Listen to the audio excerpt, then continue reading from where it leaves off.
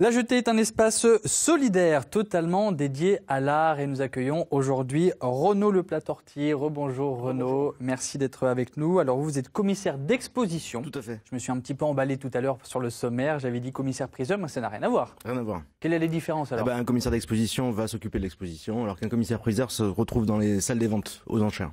Voilà, ça c'est pour l'animateur qui n'a pas consulté son Larousse, ni son petit Robert, ni tout ce que vous voulez, avant de préparer l'émission. Est-ce que vous pouvez nous présenter La Jetée, cet espace? Alors La Jetée, c'est un atelier-galerie qui est situé sur le faubourg Figrol, à Montpellier, qui a été inauguré en septembre 2016. Donc là, on est en train de célébrer la 3e saison d'exposition dans la galerie. Voilà. Donc il y a une partie atelier dont s'occupe Valentin, et puis une partie galerie dont je m'occupe moi, qui est ouverte au public du mardi au samedi, tous les après-midi. Alors, atelier quoi? Alors c'est principalement un atelier de sérigraphie, mais il y a un petit espace de coworking aussi, qui est plutôt destiné aux dessinateurs, mais qui est assez ouvert de manière assez générale.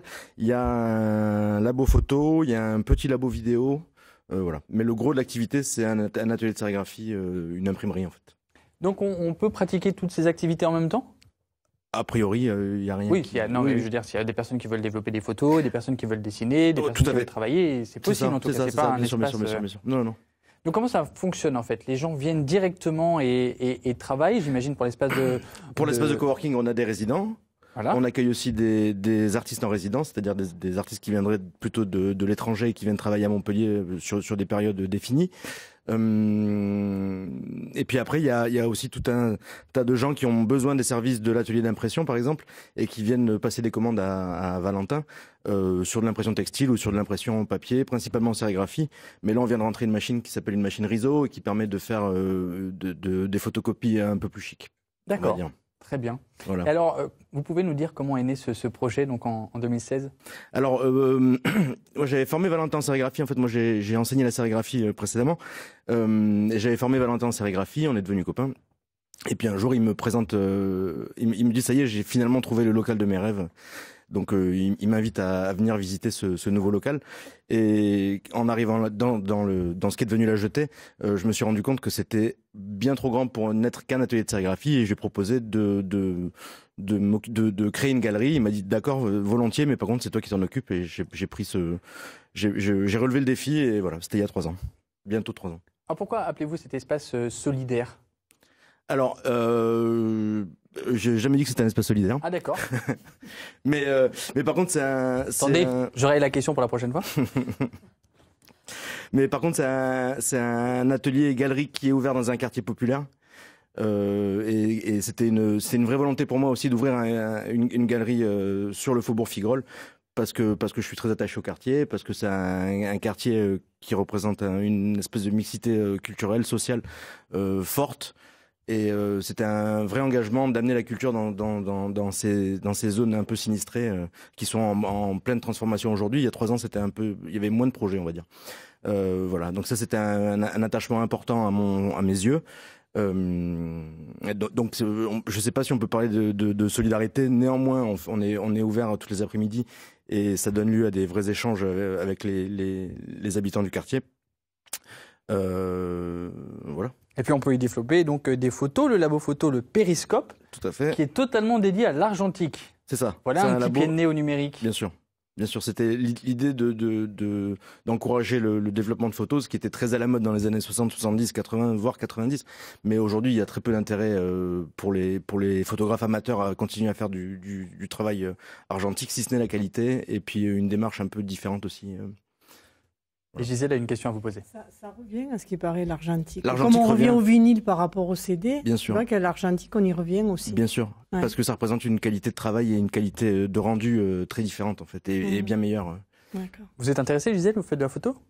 Non, ma fille en fait, j'ai une de mes filles qui en fait. Eh ben, il faut l'envoyer à La Jetée. Et elle fait du numérique ou de l'argentique? Les deux. Eh ben voilà. Eh ben, si elle cherche un endroit où développer ses photos, La Jetée. C'est ça cette émission. C'est ensemble, c'est mieux. Vous faites des photos? Vous faites quelque chose, Isabelle? Non. Non, mais des photos pour les lombalgies, tout ça, il faut les envoyer, les faire développer à La Jetée. En tout cas, on va regarder quelques images maintenant de ce qui se passe vraiment donc là-bas à La Jetée à Montpellier avec ce reportage d'Alexandre Joannides qui est venu jusqu'à vous.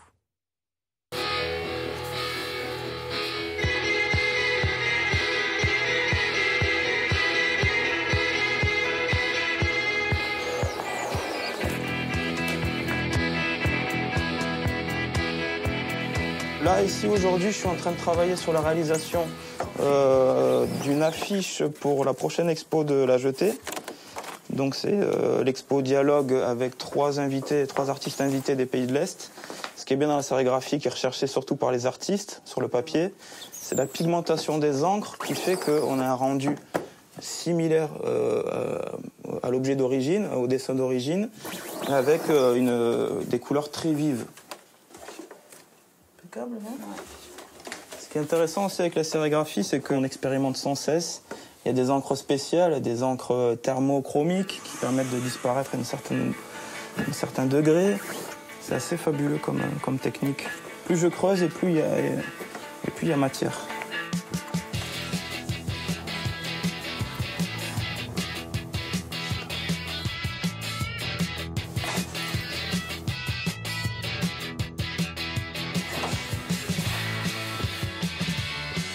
Si on m'avait pas partagé, par exemple, à moi, les connaissances, la sérigraphie, je l'ai appris sur le tas. Si 2-3 amis n'étaient pas venus me donner leurs connaissances, je ne serais pas là.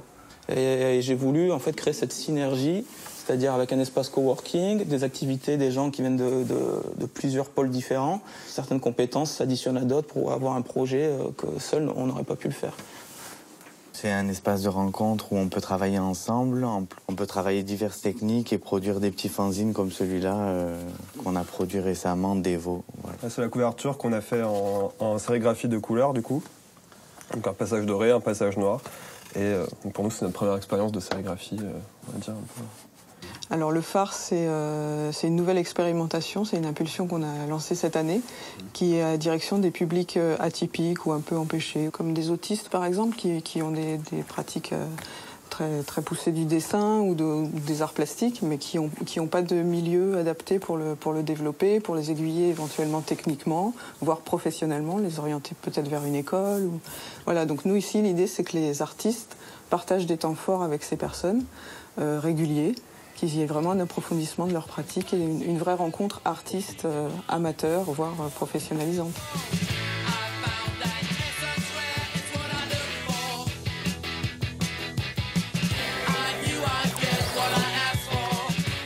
Donc là, on est sur la revue Banzai numéro 9. C'est la revue, celle-ci, c'est un peu celle qui nous a ouvert quelques portes, surtout au niveau international, sur le continent américain. On peut découvrir de la BD, comme des textes, de la poésie, des nouvelles. On a des artistes internationaux, comme Varaxa, qui est américain, Motohiro Ayakawa, qui est japonais. C'est un pêle-mêle vraiment d'une sélection qu'on a faite, qu'on a chiné un petit peu de tout ce qui se fait de mieux à notre goût, à l'international. Ce qui m'anime, c'est l'art aussi qui est un peu subversif, c'est l'art hors des codes. Voilà, on ne va pas avec la mode. On a choisi vraiment une ligne que nous aimons. Nous, ce qui nous intéresse, c'est le propos.